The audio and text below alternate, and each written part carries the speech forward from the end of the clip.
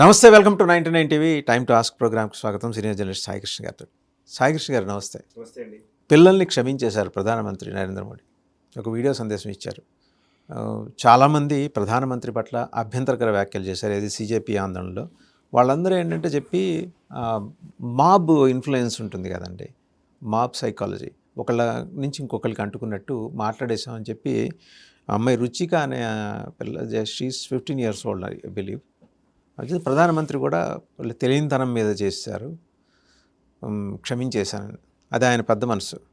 But వీళ్ళ చేత చెప్పించిన వాళ్ళ విషయంలో, క్రిమినల్స్ విషయంలో ఎలా ఉండబోతున్నారు అండ్ ప్రధానమంత్రి వీడియో సందేశాన్ని ఎలా చూస్తున్నారు అసలు? నరేంద్ర మోదీ గారు జూలై 25వ తేదీ వరకు, అంటే 19వ తేదీ నుంచి 25వ తేదీ వరకు దేశవ్యాప్తంగా ఒక ఎమోషన్ బిల్డ్ అయిన తర్వాత నిజానికి కేంద్ర ప్రభుత్వం కొంత ఇరకాటంలో పడ్డ పరిస్థితి అండ్ ఒక ప్రెషర్లో ఉన్న నేపథ్యమే మనకు తెలుసు. సో ఆ ప్రెషర్ నుంచి బయటపడే క్రమంలో జూలై 25వ తేదీన ధర్మేంద్ర ప్రధాన్ గారు రాజీనామా చేశారు. రాజీనామా చేసిన తర్వాత 25వ తేదీ నుంచి వాళ్ళ 1వ తేదీ, ఆగస్టు 1వ తేదీన ఉన్నాం. అంటే ఒక వారం రోజుల్లో మళ్ళీ పూర్తిగా ప్రధాని నరేంద్ర మోదీ కంట్రోల్లోకి నెరేటివ్స్ వస్తున్న వాతావరణం కనబడుతోంది. నా అబ్జర్వేషన్. నిజంగా పొలిటికల్గా మనం చూస్తే జూలై 19వ తేదీ కంటే ముందు ఒక నెల రోజుల పాటు జరిగినటువంటి ఆ ఉద్యమాలు అవన్నీ కూడా అందులో పెద్దగా తీవ్రత కనిపించలేదు, ఇంటెన్సిటీ ఎక్కడా లేదు.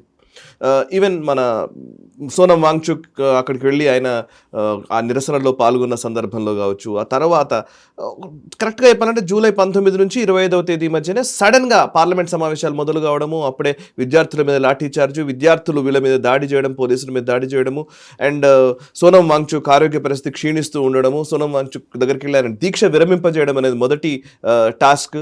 ఆ తర్వాత ప్రతిపక్షాలేమో వీళ్ళు ప్రధాని నివాసం దగ్గరికి వచ్చి నిరసనలు తెలుపుతూ ఉండడము. సో అనేక అంశాలు చుట్టుముట్టి 25వ తేదీన ధర్మేంద్ర ప్రధాన్ రాజీనామా చేసిన తర్వాత అప్పటికే ఆయన ఒక రోడ్ మ్యాప్ ఫిక్స్ చేసుకున్నారు. నాకు అది క్లియర్గా ఇప్పుడు అర్థమవుతోంది, మనకు వారం రోజుల తర్వాత చూస్తే అర్థమవుతోంది. నరేంద్ర మోదీ నిన్న కూడా మనం అనుకున్నాం, నరేంద్ర మోదీ గారు యాక్షన్ ప్లాన్ ఎవరికి అర్థం కూడా కాదు. సో ఒక ఊహ కందని విధంగా ఆయన స్ట్రాటజీస్ పనడంలో ఆయన దిట్ట. అసలు అంటే జనరల్గా ప్రతి ప్రభుత్వము ఒక ఉద్యమాన్ని ఎలా హ్యాండిల్ చేస్తుందో దానికి భిన్నంగా ఆయన హ్యాండిల్ చేస్తారు, దాంట్లో డౌట్ ఏం లేదు. అంటే ఎప్పుడు ఆయన ఈవెన్ ఫార్మర్స్ ప్రొటెస్ట్ సమయంలో కూడా ఆయన అసలు వెనక్కి తీసుకుంటారు అని కూడా ఎవరు ఊహించలేదు. అప్పుడు ఆయన వెనక్కి తీసుకున్నారు. కొన్ని సందర్భాల్లో ఆయన ఎంత ఫాస్ట్గా, ఇప్పుడు ఆర్టికల్ 370 తర్వాత కశ్మీర్ని దిగ్బంధించి పూర్తిగా అక్కడ ఉన్నటువంటి మొత్తం ఆల్మోస్ట్ అష్టదిగ్బంధనం చేసి కశ్మీర్ని కంట్రోల్ చేయగలిగారు. కశ్మీర్ని బై ఫోర్స్ ఆయన కంట్రోల్ చేయగలిగారు. At the same time force చేస్తూనే ఇంకోవైపు డెవలప్మెంటల్ యాక్టివిటీస్ చూపించారు. But farmers protest force apply చేయలేదు, ఎక్కడ ఫోర్స్ అప్లై చేయకుండా ఆయన సబ్సైడ్ చేశారు. ఇప్పుడు ఈవెన్ దీంట్లో కూడా ఫోర్స్ అప్లై చేయకుండానే ఇంకో కొత్త పద్ధతి ఏదో ఎంచుకున్నారని నాకు అనిపిస్తుంది. నాకు అనిపించేది ఏంటంటే లాస్ట్ కొన్ని రోజుల నుంచి ప్రతి 2 రోజులకు ఒకసారి ఆల్టర్నేట్ డేస్ యావరేజ్గా చూస్తే ఆయన ఖచ్చితంగా ఏదో ఒక వీడియో సందేశం రిలీజ్ చేస్తున్నారు, ఒక సెల్ఫీ వీడియో రిలీజ్ చేస్తున్నారు. సో ఆ క్రమంలోనే నిన్న వచ్చినటువంటి సెల్ఫీ వీడియో కూడా చాలా కీలకం. ఇప్పటిదాకా వీళ్ళందరి ఆర్గ్యుమెంట్స్ ఏంటి? ప్రధాని నరేంద్ర మోదీ ఫాసిస్ట్లా బిహేవ్ చేస్తున్నాడు, ఒక డిక్టేటర్లా బిహేవ్ చేస్తున్నారు, నియంతలా మారిపోయింది ప్రభుత్వము అండ్ రాజ్యాంగ విరుద్ధంగా వాళ్ళు వ్యవహరిస్తున్నారు. ఇవి కదా వీళ్ళు చేసిన ఆర్గ్యుమెంట్స్. దాన్ని బేస్ చేసుకునే కదా నరేంద్ర మోదీని అనరాని మాటలన్నీ అన్నారు. ఇవాళ ఏం జరిగింది? ఫాసిస్ట్ అయితే విద్యార్థుల మీద కేసులు ఎందుకు ఎత్తేస్తారు? క్వశ్చన్ వెంటనే వచ్చేస్తుంది. ఒకవేళ నిజంగానే నరేంద్ర మోదీ గారు చిన్నపిల్లల మీద లేదా ఈ విద్యార్థుల మీద పగ తీర్చుకునే వ్యక్తే అయితే గనక ఇవాళ ఆయన నేను క్షమిస్తున్నానని ఎందుకు చెప్తారు? సో ఎవరు ఊహించరు ఇవన్నీ. ఆయన అసలు యాక్చువల్లీ ధర్మేంద్ర ప్రధాన్ రాజీనామా చేస్తారా అనే క్వశ్చన్ వచ్చినప్పుడు ఆయన రాజీనామా చేయించేశారు. సో ఇంకోటి ఏంటంటే, నేను ఒక ఇంటెలిజెన్స్ వ్యక్తులతో కొంతమంది మాడుతుంటే ఇంటెలిజెన్స్ వాళ్ళ రిపోర్ట్స్ ఆధారంగా ఉన్న విషయం ఏంటంటే, ఇదే అంటే కరెక్ట్గా జూలై 20వ తేదీన ఎప్పుడైతే లాఠీచార్జ్ జరిగిందో, ఈ జంతర్ మంతర్ నుంచి బయటకు వచ్చేటప్పుడు వాళ్ళు పోలీసులను ప్రొవోక్ చేయడము, పోలీసులు విధిలేని పరిస్థితుల్లో లాఠీచార్జ్ చేయడం అవన్నీ మనకు తెలుసు కదా. యాక్చువల్లీ జూలై 20వ తేదీ జంతర్ మంతర్ దగ్గర జరిగినటువంటి సీన్ని వాళ్ళు మేలోనే ఎక్స్పెక్ట్ చేశారు. అభిజిత్ దిప్కే ఎయిర్పోర్ట్లో దిగేటప్పుడే ఎక్స్పెక్ట్ చేశారు. ఎయిర్పోర్ట్లో దిగేటప్పుడు వదిలేసింది ప్రభుత్వం. ఆయన అసలు ఎక్కడ కాన్ఫిడెంట్ చేయలేదు, ఆపలేదు కూడా. అక్కడ నుంచి పోలీస్ స్టేషన్కి వచ్చి పర్మిషన్ తీసుకున్నాడు, జంతర్ మంతర్లో మేము నిరసన జరుపుతామంటే. అప్పుడు కూడా అసలు పట్టించుకోలేదు, వదిలేశారు. నిజానికి అక్కడే ఆపొచ్చు, మామూలుగా అయితే ఎనీ ప్రభుత్వం, ఏ ప్రభుత్వమైనా కానీ ఒక ప్రొటెస్ట్లకు వెళుతున్నారు అని అంటే హౌస్ అరెస్ట్లు చేయడం అనేది ఆనవాయితీ. మన దేశంలో అసలు చాలా కామన్ అది. మనకు తెలుసు కదా, ఏ లీడర్ వచ్చినా కానీ ఎవరు చేస్తున్నారన్నా కానీ ఏదో చిన్న ఇష్యూ ఉంది అని అంటే ఇంటెలిజెన్స్ నివేదికల ఆధారంగా చూస్తే మనము హౌస్ అరెస్ట్లు చేయడము, వాళ్ళని అసలు వెళ్ళడానికి వీలు లేకుండా చేయడము, ఇవన్నీ మనం చూస్తూ ఉంటాం. బట్ ఎక్కడా చేయలేదు. అభిజిత్ దిప్కేని వదిలేశారు, పోలీస్ స్టేషన్ దగ్గర వదిలేశారు, జంతర్ మంతర్ దగ్గరికి వెళ్ళే క్రమంలో ఆయన జంతర్ మంతర్ దగ్గర వదిలేశారు. మీరు ఎన్ని రోజులు దీక్ష చేస్తారో చేయండి అన్నారు. అన్నీ వదిలేస్తూనే వచ్చారు. జూలై 20వ తేదీన సిచ్యువేషన్ అరైజ్ అయింది. ఇట్లాంటిది ఒక సీరియస్నెస్ వచ్చింది. ఒక వారం రోజుల్లో ఒక ప్రెషర్ బిల్డ్ అయింది. బట్ ఎస్, అన్నీ ఒప్పుకోవడం వల్ల ఇవాళ నరేంద్ర మోదీ గారు ప్రజలకి చెప్పే విషయంలో ఎస్, నరేంద్ర మోదీ అన్నీ చెప్తున్నారు కదా, ఇప్పుడు ఏమైంది మరి, వీళ్ళు ఎందుకు ఇంతగా పట్టుబడుతున్నారు, ఎందుకు ఇన్ని మాటలు అన్నారు, ఇన్ని మాటలు అన్నా కూడా ఆయనే క్షమించానంటున్నారు. నిన్న ఒక వ్యాఖ్య చేశారండి మోదీ గారు. ఏమన్నారంటే, మనం మామూలుగా మాట్లాడేటప్పుడు ఏదైనా తినేటప్పుడు మన పళ్ళ మధ్యలో నాలుక ఇరుక్కుపోతూ ఉంటుంది. నాలుక ఇరుక్కుపోయినప్పుడు ఒక్కోసారి రక్తం కూడా వస్తుంది, చాలా బాధ అనిపిస్తుంది. కానీ పళ్ళు మనవే, నాలుక మనదే. సో మనము రెండింటినీ ఏమి అనలేం కదా. సో ఇప్పుడు ఈ పిల్లలు కూడా మన వాళ్ళే అన్నారు. అంటే అదొక ఇంట్లో పెద్ద మనిషి ఎలాగైతే మాట్లాడతారో, మన ఇంట్లో ఉండే పెద్దవాళ్ళు, అరే మన పిల్లోడే కదరా, ఓనింగ్ ద చిల్డ్రన్. ఇది ఇక్కడే నాకు ఆర్ఎస్ఎస్ ఒక ప్రచార స్థానంలో ఉండేవాళ్ళు ఎలా మాట్లాడతారో అలా మాట్లాడారు. వాసు గారు, నిజంగా మీరు అంటే నాకు చాలా అనిపించింది. ఒక సందర్భంలో ఆర్ఎస్ఎస్ ప్రచారక ఒక అతను నాకు చెప్పారు సార్, నిజంగా నాకు చాలా ఆశ్చర్యం వేసింది. ఆ మాటతో నేను ఆగిపోయాను ఒక సెకండ్. అసలు నిజంగా దాని మీద ఆలోచించడం మొదలుపెట్టాను. ఏంటంటే, ఇంత గొడవ చేస్తున్నారు కదండి, ఇంత వాళ్ళు అటువైపు గొడవ చేస్తుంటే ఇటువైపు ఒక కౌంటర్గా మనం ఒక ఉద్యమం ఏమైనా చేయిస్తే బాగుండేది కదా. ఇటువైపు కూడా ఏబీవీపీ వాళ్ళు ఉన్నారు, ఇటువైపు కూడా చాలామంది ఉన్నారు కదా, అటువైపు ఉద్యమం జరుగుతున్నప్పుడు ఇక్కడ కూడా చేయాలి కదా అంటే ఆయన ఒక్క మాట అన్నారు సార్, నాకు అసలు చాలా ఆశ్చర్యం వేసింది. ఏంటంటే, సార్ వాళ్ళు దేశాన్ని విడగొట్టడానికి ప్రయత్నం చేస్తున్నారు, మనము అదే పని చేస్తే ఇంకా విడిపోతాం. వాళ్ళకు మనకు ఒక ఘర్షణ వాతావరణం వస్తుంది సార్. వాళ్ళకు దేశం పట్ల ఎటువంటి బాధ్యత లేదు, కానీ మనకు బాధ్యత ఉంది ఈ దేశం పట్ల. ఈ దేశాన్ని కాపాడుకునే బాధ్యత మనది జాతీయవాదులుగా. మనం ఎలా చేస్తామన్నాడు. అసలు నిజంగా ఒక సెకండ్ నాకు మాట రాలేదు. లిటరల్లీ ఆలోచిస్తే నిజమే కదా అనిపించింది. మనం చూస్తే అటువైపు వాడికి ఏం బాధ ఉందండి, తాడు బొంగరం లేదు. లిటరల్లీ మాట్లాడితే వాడు మోదీని తిడతాడు, వాడు ఎవరినైనా తిట్టేస్తాడు, పోలీసుల మీద దాడి చేస్తా అంటాడు, ఇన్స్టాగ్రామ్లో వచ్చే లైక్ల కోసం, వ్యూస్ కోసం ఏ ఎక్స్ట్రీమ్కైనా వెళ్ళేటువంటి ఒక మనస్థితి ఉన్న పరిస్థితిలో, మానసిక స్థితిలో వాళ్ళు ఉంటే వాళ్ళని మీరు ఇప్పుడు ఏమన్నా ఏం ప్రయోజనం? సో అందుకే నరేంద్ర మోదీ గారు నిన్న చేసినటువంటి వీడియో ఖచ్చితంగా అది చాలా ఎమోషనల్గా ప్రజల్లోకి రీచ్ అవుతుంది. నా లెక్కలో ఆలోచిస్తూ ఉంటే కంటిన్యూస్గా మనం చూస్తూ ఉంటే ఆయన ప్రతిదీ డైరెక్ట్గా యంగ్స్టర్స్తో మాట్లాడుతున్నారు. ఇక ఇంకో అంశం చెప్తాను. ఒకవేళ ఇటువైపు మాట్లాడుతూనే ఆయన కేవలం అందరినీ సంతృప్తి పరిచే ప్రయత్నము, సముదాయించే ప్రయత్నమే చేస్తున్నారా, దానికి కన్ఫైన్ అవుతున్నారంటే మళ్ళీ అది బలహీనత అవుతుంది. కేవలం ఎదుటోళ్ళని సంతృప్తి పరచడం అయితే బలహీనత అవుతుంది, అంతే కదా. కాదు, బలమైన అంశాలు కూడా ఇటువైపు జరుగుతున్నాయి.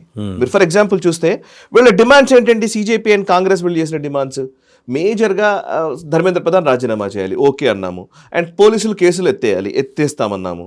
అండ్ ఇంకోవైపు పార్లమెంట్లో చర్చ జరగాలన్నాము. చర్చ కాదు, ఒక చట్టమే తీసుకొచ్చాము. ఓకే, సో ఇవన్నీ జరిగాయి కదా. కేసులు ఎత్తివేయాలి అన్న దగ్గరికి వస్తే ఇవాళ ఏం జరిగిందంటే, మొన్నటిదాకా ఒక ఆర్గ్యుమెంట్ ఉండేది, విద్యార్థులు వాళ్ళ మీద కేసులు ఎత్తేయాలని. ఇవాళ ఏమైందంటే, సరిగ్గా వాళ్ళని ఎక్స్పోజ్ చేయడం కూడా చాలా పద్ధతిగా, వ్యూహాత్మకంగా ఎక్స్పోజ్ చేశారు. ఫర్ ఎగ్జాంపుల్ మీరు చూస్తే పోలీసులు ఒక లిస్ట్ రిలీజ్ చేశారు. 2800 పైచిలకు మంది పైన కేసులు ఉన్నాయని, నేర చరిత్ర ఉంది అని చెప్పేసి వదిలేశారు. మర్డర్ కేసులు ఎంతమంది మీద ఉన్నాయి, రేప్ కేసులు ఎంతమంది మీద ఉన్నాయి, డ్రగ్ పెడలింగ్ కేసులు ఎంతమంది ఉన్నాయి, ఇవన్నీ డీటెయిల్స్ చెప్పారు. ఒక అస్టానిషింగ్ ఫ్యాక్ట్ సార్, మీ నోటీసులో ఆల్రెడీ ఉండే ఉంటుంది. యూపీ బీహార్ల నుంచి కన్స్ట్రక్షన్ వర్కర్స్ని తీసుకొచ్చారు. కరెక్ట్. అందులో న్యాచురల్గా ఈ యాంటీ సోషల్ ఎలిమెంట్స్ కూడా అందులో కలిసిపోయి ఉంటారు. జనరల్గా మీరు చాలా చోట్ల నేరాలు జరిగినప్పుడు వేరే రాష్ట్రాల నుంచి వచ్చిన వాళ్ళు మాయమైపోతారు, చేస్తారు, వెళ్ళిపోతారు. మనం కూడా హైదరాబాద్ కూడా చూసాం. అవును, ఇక్కడ నుంచి బీహార్, నేపాల్. కరెక్ట్. సో అలా తీసుకొచ్చారని చెప్పి ఇంటెలిజెన్స్కి ఇన్పుట్స్ ఉన్నాయి, అవి కూడా వస్తాయి ఇంకా నిదానంగా బయటికి. చాలా ఉన్నాయి యాక్చువల్లీ, చాలా ఇన్పుట్స్ వచ్చాయి వీటి మీద. కాకపోతే దాన్ని ఎక్స్పోజ్ చేసే విధానం తీసుకుంటుందండి. ఫస్ట్ పోలీసులు ఎఫ్ఐఆర్లు వాళ్ళ డేటాబేస్ నుంచి డీటెయిల్స్ ఫస్ట్ రిలీజ్ చేశారు. రెండోది పోలీసు కుటుంబ సభ్యులు వచ్చి ప్రెస్ మీట్ పెట్టారు. ఇది నిజంగా చెప్పాలంటే ఒకసారిగా షాకింగే బొద్దింకలకి వీళ్ళకి. పోలీస్ కుటుంబ సభ్యులు వచ్చి మరి మాకు మానవ హక్కులు ఉండవా, మా పైన ఎలాంటి దాడులు జరిగాయి చూడండి విజువల్స్ చూపిస్తున్నామని చెప్పి విజువల్స్ చూపించారు. ఇటువైపు ఏమో రాహుల్ గాంధీ పెల్లెట్ గన్స్ జరిగాయని చెప్పేసి విజువల్స్ చూపిస్తూ ఉంటే, ఇంకోవైపు వాళ్ళు చేసిన దాడుల్లో పోలీసుల మీద ఎటువంటి అటాక్స్ జరిగాయో వీళ్ళు విజువల్స్ చూపించడం మొదలుపెట్టారు.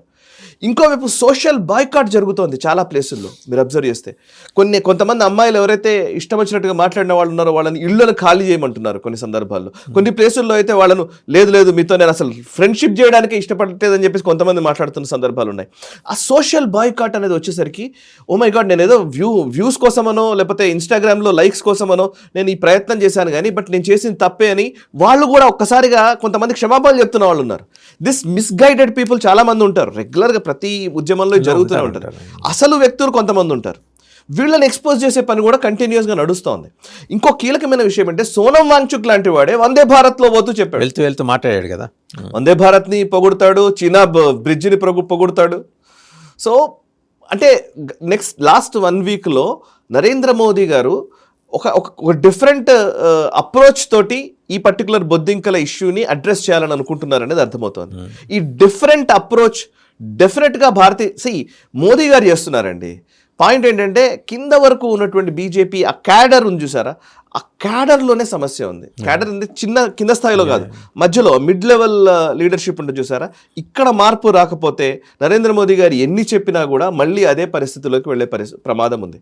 ఇంకోవైపు మెటా మీద కేసు నమోదు చేశారు. మీకు తెలుసు అనుకుంటా, ఇవాళ నిన్ననే ఇక్కడ మన తెలంగాణలో ఉన్న ఐటీ సెల్ వాళ్ళే హెడ్ క్వార్టర్స్ ఉంది కదా ఇక్కడ. అవును, and Telangana BJP IT cell వాళ్ళే కేసు ఫైల్ చేసింది. ఏమని అంటే మెటా ఇండియా, మీరు 2 పద్ధతులు ఉన్నాయి. ఒకటి మోదీ గారి వీడియోని ఒక 3-4 గంటలు ఆపేశారు, అది ఒకటి.